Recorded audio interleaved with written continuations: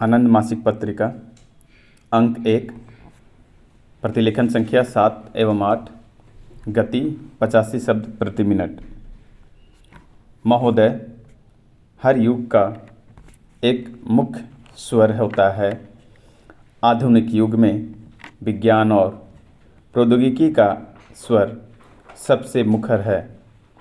आज जिस वैज्ञानिक युग में हम रह रहे हैं, 17वीं शताब्दी के बाद उसके निर्माण में सबसे अधिक योगदान यूरोपीय देशों का है।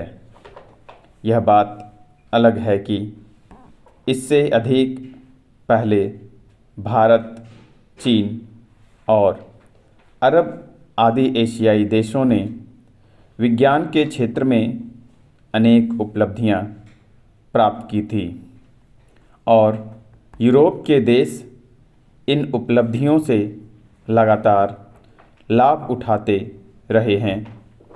उल्लेखनीय है कि जब एशियाई देशों ने वैज्ञानिक प्रगति की थी तो विज्ञान व्यवसाय नहीं था, वरन उसे ज्ञान ही एक धारा माना जाता था।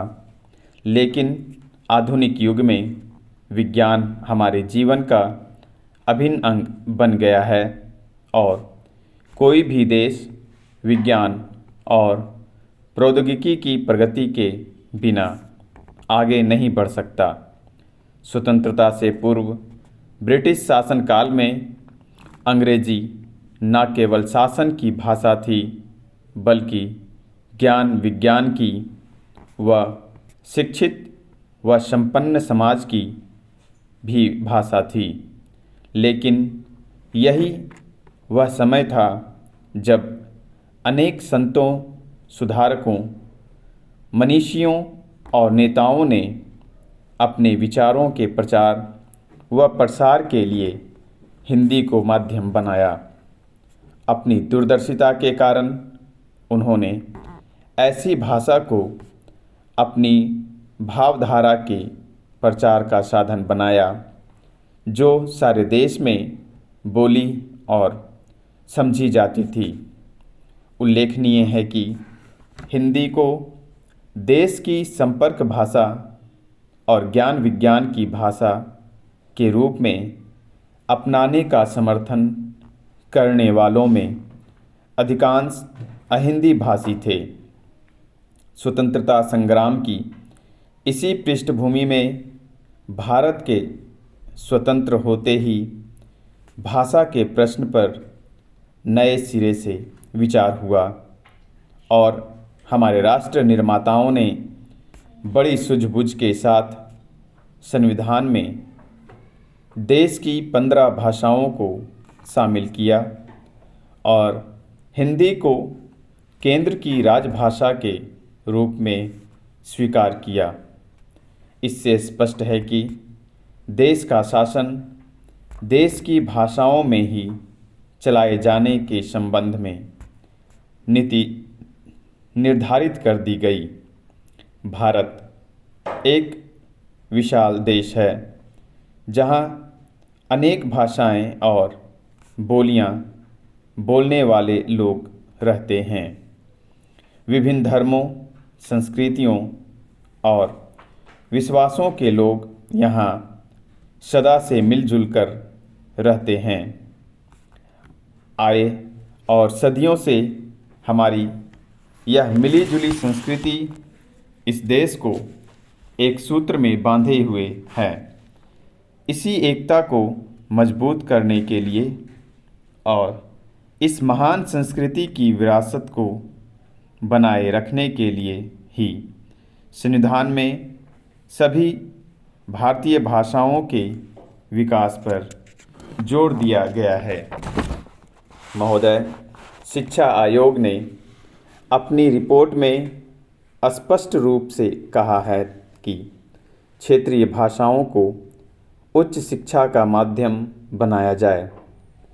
इसे ध्यान में रखकर शिक्षा के बारे में तैयार की गई हमारी राष्ट्रीय नीति में भी यह माना गया है कि सभी स्तरों पर शिक्षा का माध्यम क्षेत्रीय भाषाएं होंगी और प्राइमरी स्तर पर मातृभाषा के माध्यम से शिक्षा दी जाएगी।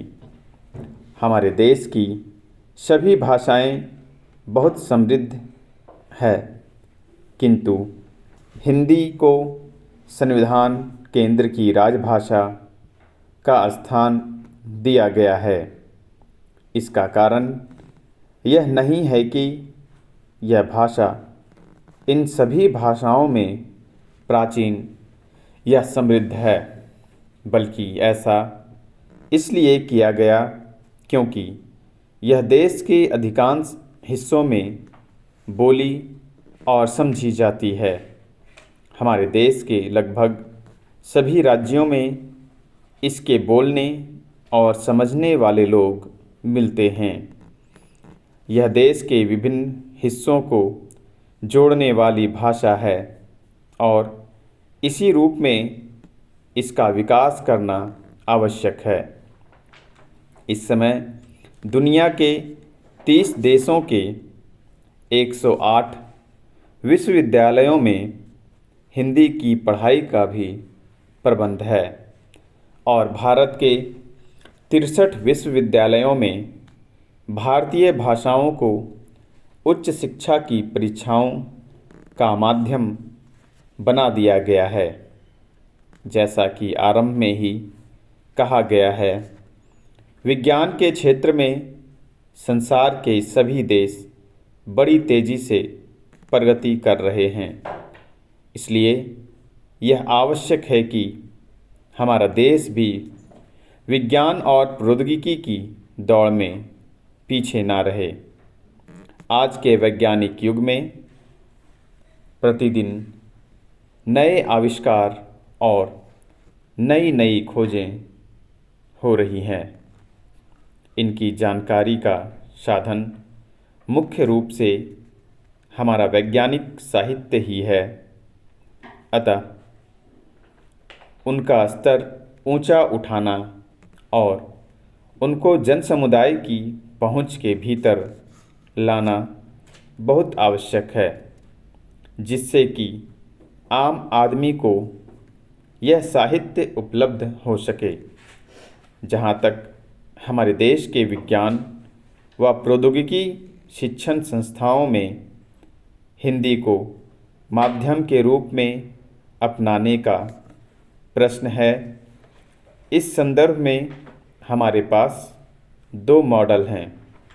एक जर्मन मॉडल है जिसके अंतर्गत तकनीकी शब्दावली तक उनकी अपनी भाषा है, और दूसरा जापान है जहां चिंतन और अभिव्यक्ति की भाषा जापानी है और तकनीकी शब्दावली अंग्रेजी।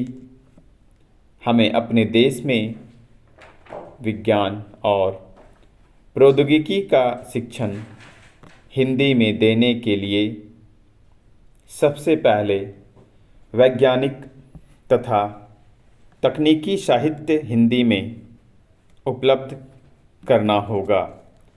यह काम अनेक संस्थाएं कर रही हैं, जैसे वैज्ञानिक तथा तकनीकी शब्दावली आयोग, केंद्रीय हिंदी निदेशालय,